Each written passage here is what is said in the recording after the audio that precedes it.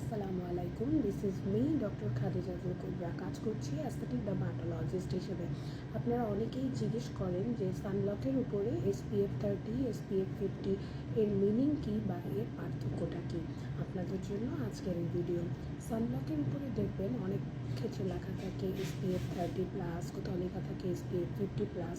এর অর্থ হলো আপনি যতটুকু সান থেকে এক্সপোজার হচ্ছেন বা যতটুকু সানবার্ন বা সানের এক্সপোজার আপনি যাচ্ছেন, তা থেকেও যদি আপনি SPF 30 ইউজ করেন, সেক্ষেত্রে ওই SPF অর্থাৎ যেই পরিমাণ সান এক্সপোজ আপনি হচ্ছেন তার থেকে 30 গুণ বেশি যদি আপনি এক্সপোজড হন, তাহলেই সেটা আপনাকে বার্ন করবে, আদারওয়াইজ বার্ন করতে পারবে না। এটা 30 গুণ বেশি আপনার স্কিনটাকে প্রোটেক্ট করছে আমাদের নর্মাল যেই সান থেকে ইউভি রেটা আসে তার থেকে।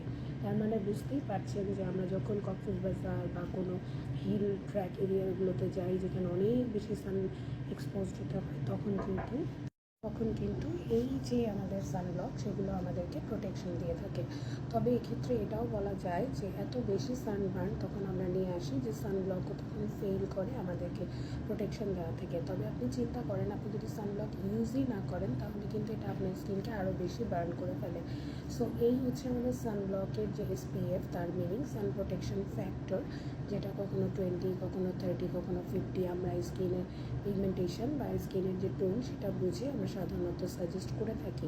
তবে আপনাদের সবাইকেই সাজেস্ট করব আপনাদের ডেইলি স্কিন কেয়ার রুটিনে সানব্লকটাকে অবশ্যই অ্যাড করে নেবেন। সবাইকে অসংখ্য ধন্যবাদ। খোদা হাফেজ। আসসালামু আলাইকুম।